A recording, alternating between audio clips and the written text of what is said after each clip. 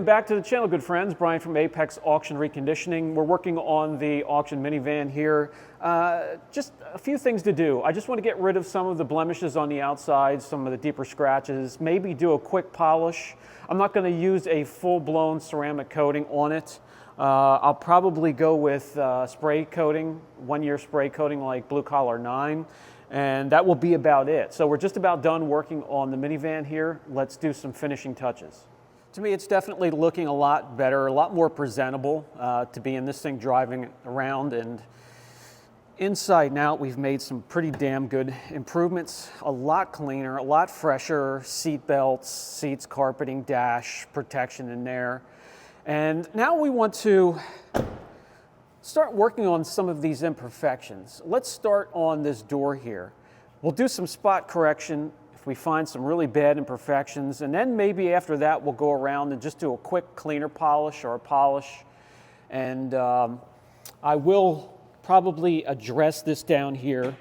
I'll mask off this whole portion of the rear bumper, do a little bit of sanding and blend in some of the paint just to make it look good. I'll show you how to do that. But for today, let's just work on these scratches. Now, there are some areas where it's through the clear coat into the color coat.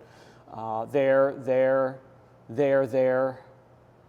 and maybe even there. So I'll show you how I would go about making those look a little bit better. With the swirl finder, we can actually highlight these a little bit better. And I'm sure you can guess which ones are through the clear. So let me get some stuff together and I'll show you how I would address them. The first thing I get out is a sander, polisher, it doesn't matter. Anything that has hook and loop, and you can attach a 1500 sand disc to it, a little bit of water. We're going to do some wet sanding so we can contain the dust, make sure it doesn't get really crazy airborne, and I don't want it to get all over the shop here. We want to keep it clean. So we're going to grab this first, and what we're going to be doing, let me walk over to the whiteboard and I'll show you exactly the goal here with this step. All right, I think Turkey Day is now over. Let's get this off the board. Now, surface of the panel, your primer layer, your color layer, and then a thin coat of clear coat. So the scratches we're looking at on the door here, some are like this, some are like that, some are like that into the color coat. Really nothing down into the primer or the metal itself that I see, but we want to make these look better. And if you look at these microscopically, they're all jagged, like Crystal Cave. And our goal is to come in here and smooth these off. So we want to turn that into a real rounded off from there to there scratch. And that way when the light comes in and refracts off of these scratches, bounces back at your eyeballs, it doesn't look so bad. Before we start to sand, we need to find a marker to know where to stop, when to stop sanding, so it's not too far. So what I like to do is I like to come in and see if I can pick the texture of the clear coat off the surface and see how textured it is. And as you're wet sanding, when this turns into a perfectly flat area and the texture's gone, you want to stop. You've already probably sanded too far, but you're not going to be through the clear coat. But once it really starts to give you that mirror flat effect, stop sanding. With 1500 grit, things are going to start happening quickly, meaning you're going to start removing clear coat rather quickly. You'll see it running down the side of the panel. It'll be a white milky substance. If you're not comfortable with wet sanding, start off with 2000 or 3000 grit and maybe not so aggressive. So again, we want to wet down the area, keep the dust contained, and we can get to it.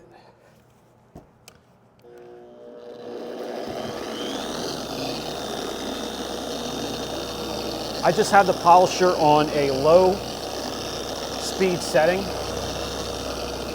and that's perfectly fine.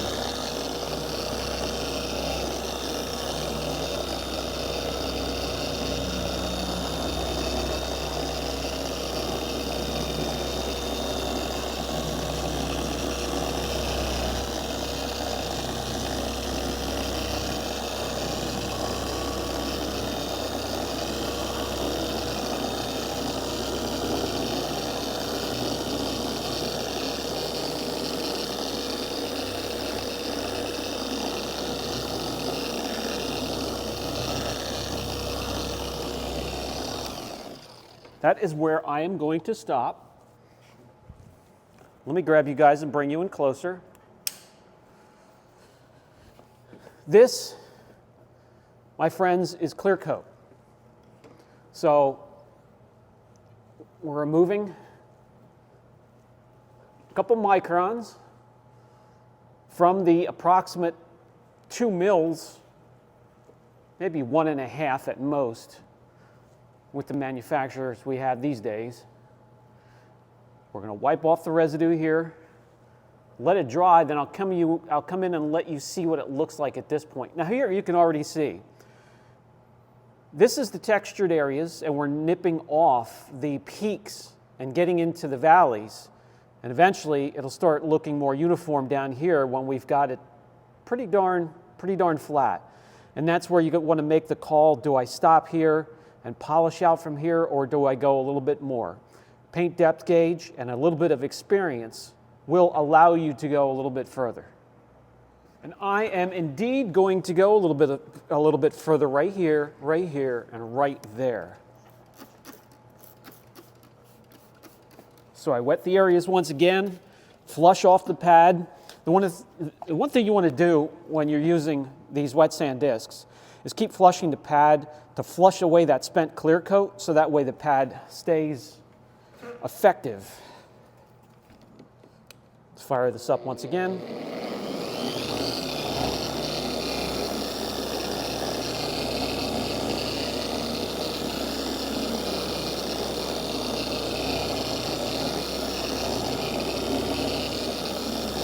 Over here.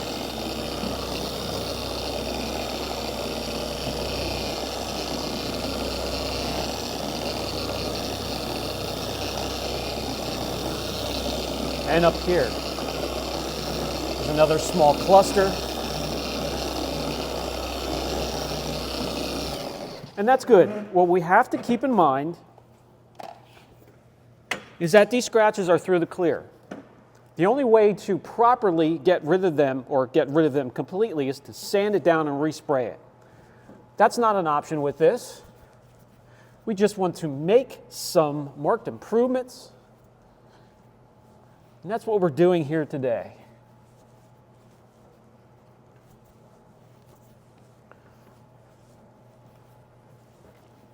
Let this dry a little bit. Now I do want to grab you guys and bring you in and show you something.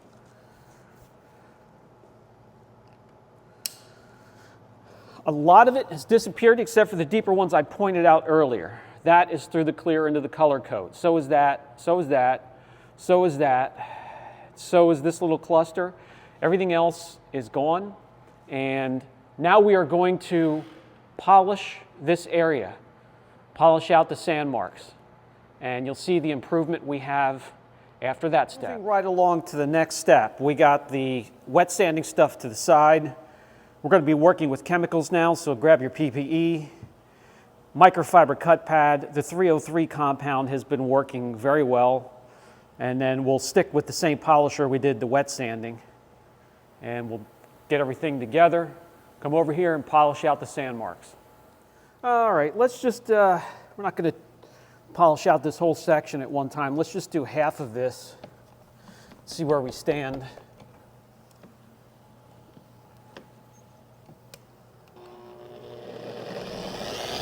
Spread out the compound a little bit, and then we'll take it up to mid-speed.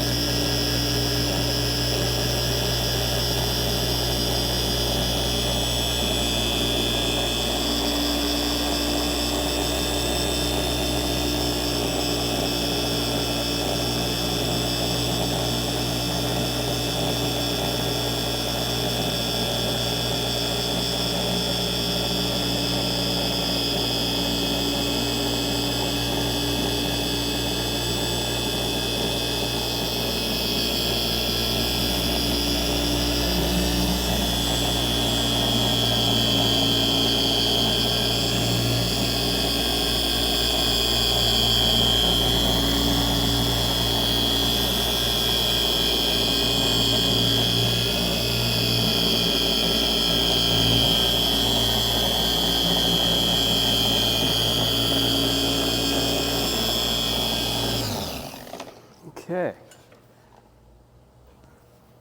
Wipe off the residue.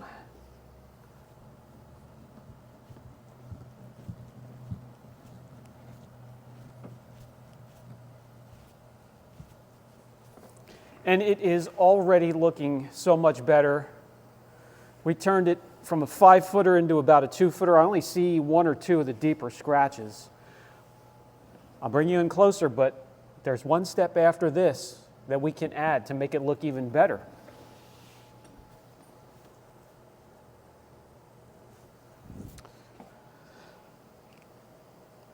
Check this out.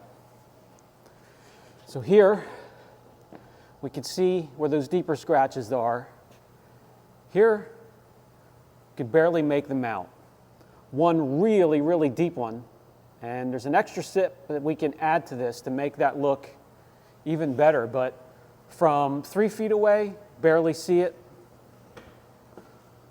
5 feet away. And then right up close.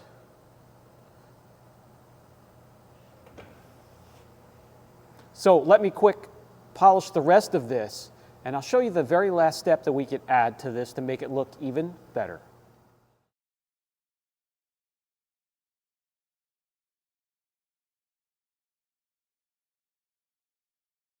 Okay, let's get you off the pedestal and take a look. So much better. Really, that deep one there is the only one you can see from 2 or 3 feet. My point is, for what this is, guys, somebody walking past this minivan, oh look, just another crappy minivan. You wouldn't even notice that that scratch was even there, or that cluster of scratches on the door. So, mission accomplished for me, but let me take you just one step further and see if we can make that one look a little bit better with something that's available on the market near you. Okay, so I know I've had this on the channel before, but the Turtle Wax Clear Coat Scratch Repair Kit is a complete kit with the block, compound itself, which we don't need. We already did the polishing, towels to get this applicated, and the active ingredient resin clear coat here in a bottle. Let me show you how it works. Okay, so we take one of the towels, wrap it around the block. Let's crack open this bottle. Looks just like a ceramic coating bottle. We'll get the product on there, nice and thick. And you just wipe over the affected scratches that you want to disappear.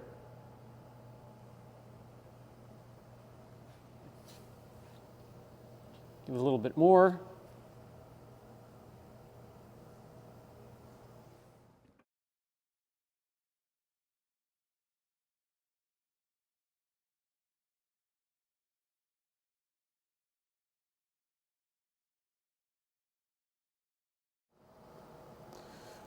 And there we go.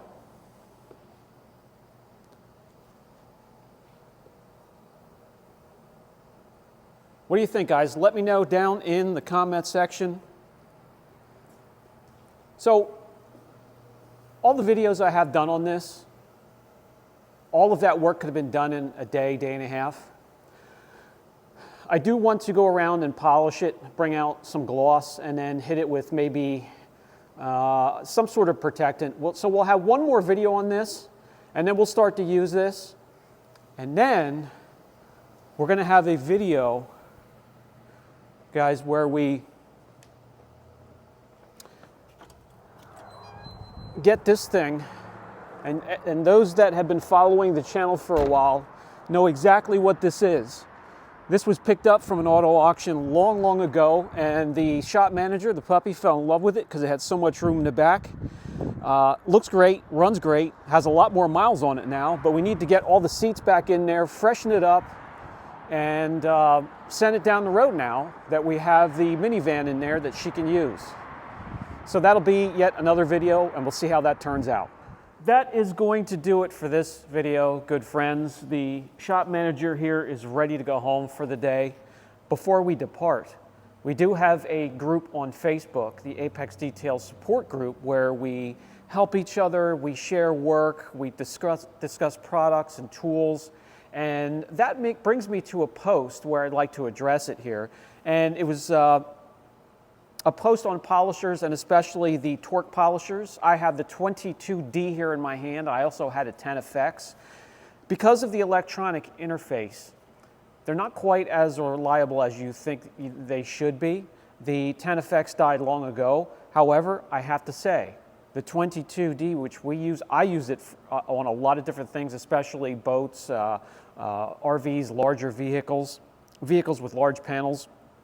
This thing has a ton of hours on it and has worked great. The 10FX died quickly. So it's kind of a crapshoot with torque, but I have no problems with this one here. And the electronic interface, it wasn't the first thing that gave up on these polishers. It was actually the running gear itself. So for whatever that does for you, I thought I would add this information in the video here, since we were doing polishing, and you can take it for what it is worth. Brian from Apex Auction Reconditioning. Catch you in the next video.